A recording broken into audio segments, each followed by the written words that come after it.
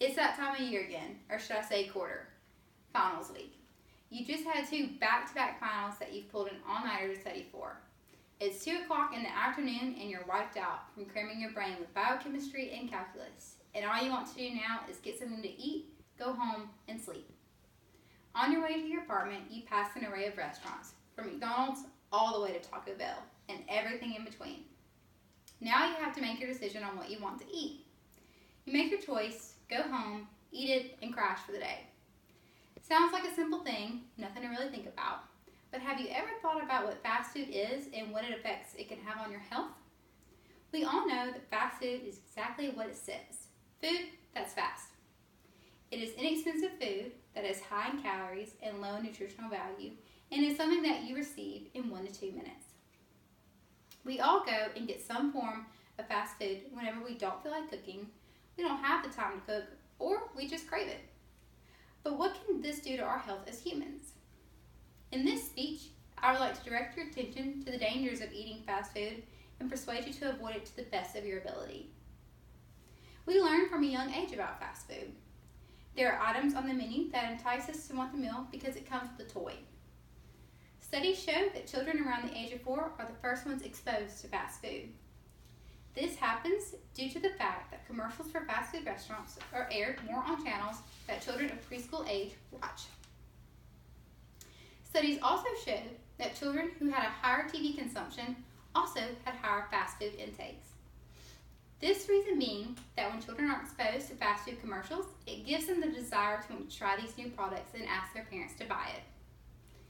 Children who had less exposure to TV had a lower body mass index and had less desires to try the company's products. This shows that children are a vulnerable subject whenever it comes to persuasive advertising. It is highly recommended to lower TV consumption for children of this age in order to reduce the risk of their exposure to fast food products. Factors that influence the consumption of fast food are proximity to fast food restaurants, meaning that people who live close to fast food restaurants are more likely to eat it on a frequent basis. Lack of time to prepare meals, lower costs than eating at other restaurants, social atmosphere for people to meet. Single mothers who are in a lower socioeconomic status are more likely to participate in bringing their children to eat fast food due to lower cost and limited time to prepare meals. The second group of people who are more likely to eat fast food are college students. College students would typically eat at these restaurants because they're a good eating place for friends and they cut down on meal preparation. Most college students order the original hamburger, fries, and a Coke. 78% of them to be exact. The other percentage of students ordered healthier options like salads and water. If you pay close attention to the menu, it appears there are much fewer healthier options than there are unhealthy options. For the most part, food items are fried, heavily seasoned, loaded with unhealthy items such as sauces or toppings, contain large amounts of sodium and sugar, and come in large portion sizes. So, how did the fast food epidemic grow to what it is today? It all started in California as small hamburger and hot dog joints that moved into what we know now as restaurant chains, catering to all different types of food. Everywhere you look, especially in larger cities, you are able to find some form of fast food place somewhere. It has been estimated in America that Americans approximately spent more than $10 billion eating at fast food restaurants. Americans now spend more money on fast food than on higher education, personal computers, computer software, and new cars. They spend more on fast food than on movies, books, magazines, newspapers, videos, and recorded music combined. American rates of overweight and obesity are high and have increased dramatically over the past few decades. About 66% of Americans are currently overweight or obese, and these proportions grow each year.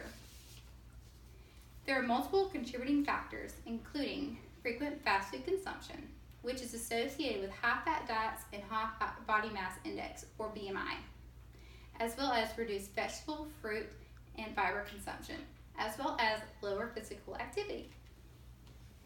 Lower consumption of fruits and vegetables is associated with higher risk of cardiovascular disease, cancers, and strokes.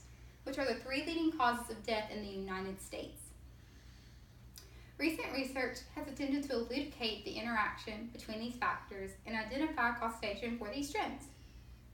Over 400,000 people die each year from poor diets and lack of exercise in the United States. This number has risen 32% since 1990. If people know that eating these high-fat foods and not exercising can kill them, then why do they still do it? One reason being that foods that are high in fat and in calories tend to be much cheaper to buy, versus buying healthy foods such as fruits, vegetables, and lean meats, which are much more expensive to buy. It can increase a budget by 5,000% per calorie, which is an enormous price difference. Another reason being that due to the advancement of technology, such as television, games, DVDs, and more, has encouraged people to stay at home and watch movies rather than make exercise a daily priority. 2 out of 3 adults are currently overweight in the United States. Being overweight or obese can have effects on the bodies.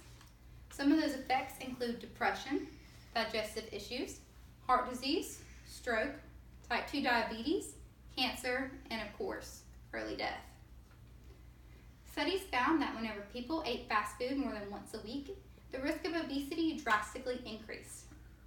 Whenever people ate fast food twice a week, they had a higher risk of metabolic syndrome, type 2 diabetes, and death from coronary heart disease. What's even more alarming is that most Americans eat fast food at least once a week.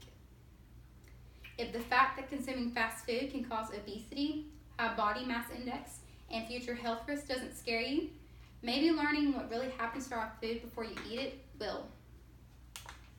A single hamburger may contain meat from hundreds, even thousands of different cattle. Each can of beverage contains more than 10 teaspoons of sugar.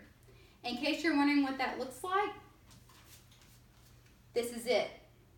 10 teaspoons of sugar in only one drink is entering your body every time you decide to drink a beverage at a fast food restaurant.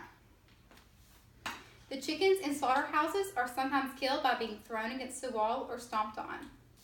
Leftover waste from cattle slaughterhouses is sometimes added to chicken feed. Leftover waste from chicken slaughterhouses is sometimes added to chicken feed, turning doomed birds into cannibals. Speaking of chickens, do you know what is in McDonald's chicken nuggets? The term mechanically separated meat, which is a mixture created when the bones and carcass of a leftover chicken are mixed together in a food processor. Not only is that concerning, an experiment was done on McDonald's fries in which one sealed container contained fries from McDonald's and in the other fries from KFC. Over the course of 3 years, the McDonald's fries barely aged, while the KFC fries aged drastically. It is concerning to know that the fries are injected with large amounts of preservatives to where an item that should not remain fresh for very long is lasting for 3 or more years. And that's not the only restaurant that has secrets within their food. Subway's breakfast sandwiches are not as healthy as they appear. The eggs that are on the sandwich seem to be made of a strange concoction. Some of the things in the special blend include glycerin, a solvent found in soap and shaving cream, dimethyl-polysilicane, a silicone that can also be found in Silly Putty, and calcium silicate, a sealant used on roofs and concrete. This seems to be the furthest thing from a real egg, if you ask me. Today, I have presented with you just a portion of the effects eating fast food can have on our health. It is important that we, as humans, take our health seriously. It is alarming to see a correlation between the rise of fast food restaurants and the rise in the number of Americans who are obese or have health problems from making unhealthy eating choices. Even more so alarming is the fact that the food we are ingesting is composed of a concoction of chemicals or mixed together with various animal parts and then served to us to eat. It can be a struggle for us college students to always avoid it, since we can be extremely busy sometimes and might not have the time to fix our own meals. But I hope through this speech you have learned how dangerous fast food can be and try to avoid it at all costs. Scientists say that every healthy meal helps lower your risk of obesity. Just by making it a priority to eat at least one healthy meal a day, you can reduce obesity and lower future health risks. It's not saying that you can't or never should eat fast food again. It's saying to monitor how frequently you are consuming it. In fact, you can follow the 80-20 rule, which basically states that you should eat healthy 80% of the time and eat whatever you want 20% of the time. This allows a little balance in your life. We only get one body and one life. We might as well make the best of it and take care of ourselves. Thank you for listening.